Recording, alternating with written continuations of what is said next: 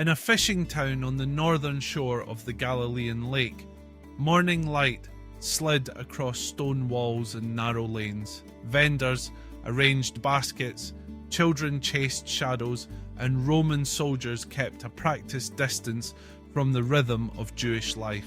Into this ordinary day came a story that would be told for centuries, about a man whose authority could command 100 soldiers and yet could not heal a single servant he loved. It is a story of power, kneeling, of faith expressed in humility, and of Jesus who marveled at a human being. The man was a centurion stationed in Capernaum. A centurion was not a general, not a governor, but a mid-level pillar of Rome's order. He knew how to build, how to enforce, how to keep the peace when the empire demanded it. He also knew something else. He was a guest in a land that clung to promises older than his uniform. Though an outsider to Israel's covenant, the centurion respected the God of Israel and had used his resources to bless the town. He loved the people enough to fund a synagogue. He loved his servant enough to seek a miracle. The servant was precious to him, not merely useful. That detail matters because it humanizes the centurion and exposes the engine of what he does next. He hears that Jesus has returned to Capernaum. Word of Jesus travels like wind on water. Healings, teachings, authority that feels different from swagger. The centurion could have sent soldiers to seize an audience, but he chooses a different path. He asks local elders of the synagogue, people who know Jesus, to approach on his behalf. It is an act of respect, a recognition of social boundaries, and perhaps a confession. Power is not leverage here, relationship is. The elders go to Jesus with a surprising advocacy. They say, in effect, this man deserves your help because he loves our nation and built our synagogue. Notice their language: worthy, deserving. They appeal to merit. It is how society usually works. Tally the receipts and barter for favour. Jesus agrees to go not because he calculates merit like a bookkeeper, but because compassion moves him and faith invites him. On the road to the centurion's home, however, the story turns. Before Jesus arrives, the centurion sends friends with a message that feels like a bowing of the soul. Do not trouble yourself to come under my roof, for I am not worthy to receive you. He is not playing at humility, he is practicing it. He knows the tension a Jewish teacher might face entering a Gentile home, and he does not presume to erase those lines with rank. Then he says the sentence that has echoed through centuries: say the word and my servant will be healed. He explains his reasoning in the grammar he knows best.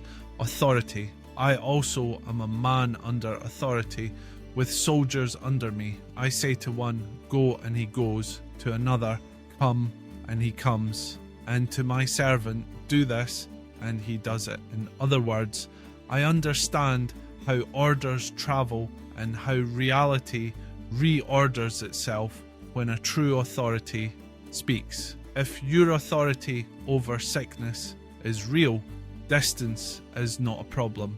Presence is not required for power to operate. Just say the word. Jesus stops, and the crowd stops with him. The air turns into an amphitheater. The gospel writers tell us that Jesus marveled. He was amazed at this man's faith. He turns to the people trailing him, many of them children of Abraham, and says, I have not found such great faith even in Israel. That sentence is not an insult. It is an invitation and a revelation. An outsider has seen something insiders often miss. Faith is not a performance of spiritual language. It is recognition of true authority and trust in its character. By the time the friends return to the house, the servant is well. The narrative closes without dramatic music. No torchlight procession, no parade through town, just quiet evidence in a home where fear had been choking hope. A life is restored by a word spoken on a road the healer never finished walking. This is the skeleton of the story, but a skeleton only hints at the life. To feel the pulse, we need to slow down, listen to the tensions, and learn why this moment matters today. First, the Centurion models humility without self-hatred. He does not deny his position, he uses it to bless. He does not inflate his worth, he confesses his limits. Humility here is not a costume, it is clarity. He knows who he is and who he is not. In a world that confuses confidence with volume, the Centurion shows that true confidence is alignment, aligned with reality, with purpose, with reverence for someone greater. Second, he understands authority in a way that many religious people struggle to practice. Authority is not magic, it is structure and relationship. He knows he is under authority and therefore can exercise authority. He recognizes in Jesus not a mere healer, but the authorized representative of God's kingdom. If Jesus speaks as the king's son, then sickness must obey as a lesser power. The man's logic is not superstition, it is disciplined faith. Third, the story teaches us about mediation and community. The Centurion asks elders and friends to intercede. Faith is personal, but it is rarely solitary. Sometimes the fastest way for grace to travel is along the lines of trusted relationships. Asking for help is not weakness, it is wisdom that honours how God often works through people across boundaries we thought were closed. Fourth, the narrative challenges our assumptions about who is close to God. Outsider and insider are labels we draw. God is not limited by them.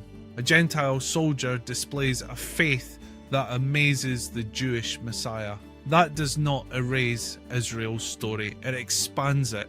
It signals that the kingdom Jesus announces will include surprising citizens, those who recognize him and trust his word regardless of their background. This is not mere inclusion.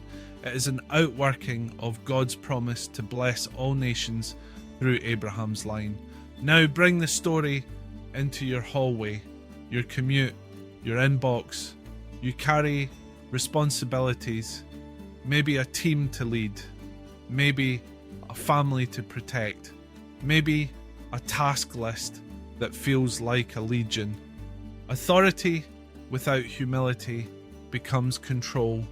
Humility without authority becomes helplessness. The Centurion holds them both, submitted and decisive.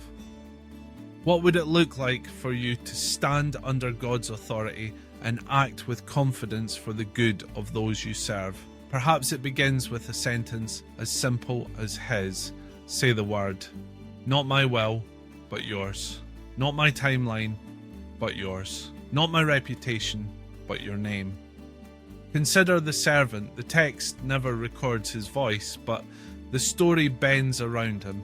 He is the beloved, vulnerable one, the reason a man of rank becomes a student of faith. In that home, healing arrives by proxy, like dawn slipping under a door.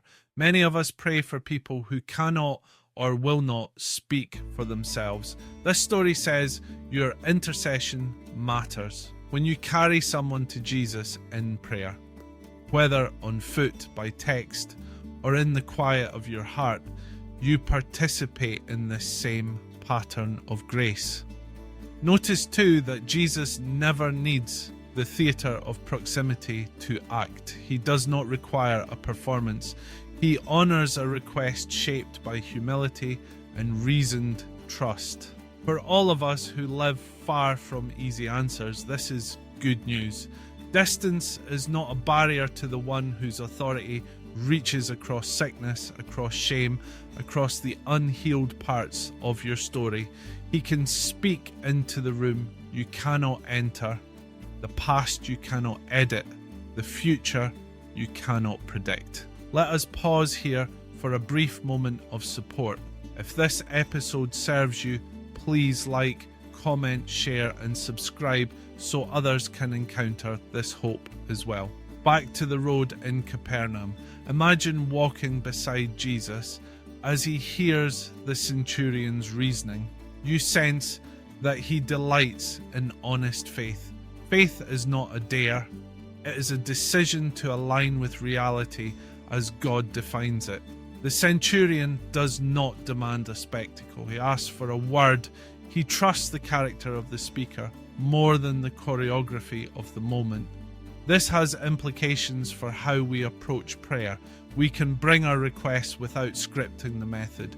We can state what we seek and then release the delivery to God's wisdom. Say the word in your way, at your time, for your purposes. Faith does not control God. It rests in God's control.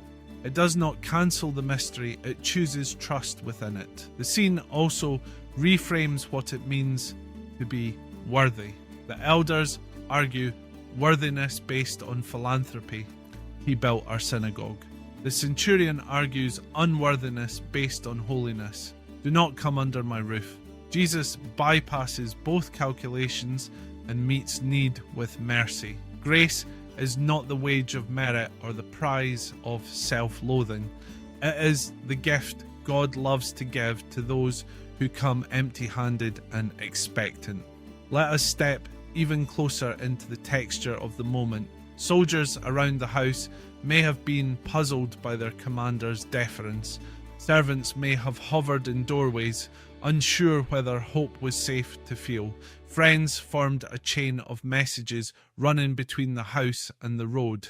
In the middle of these moving parts stands a quiet confidence. If he says it, it will be so. That sentence can steady a life. Perhaps you ask, what does amazement from Jesus mean? He knows hearts. Nothing surprises him. And yet the Gospels use the language of marvel to show us what delights his heart. He marvels at faith that recognizes authority, and he marvels at unbelief that refuses it. The first opens doors, the second locks them from the inside. To amaze Jesus is not to impress him with spiritual athleticism, it is to trust him in the face of reality's weights. Imagine the servant's breath easing, the fever lifting, the heartbeat settling. Healing happens off stage, but not off record. Someone must have whispered, "He is better," and then said it louder, "He is healed." Gratitude would ripple through that house like light across water.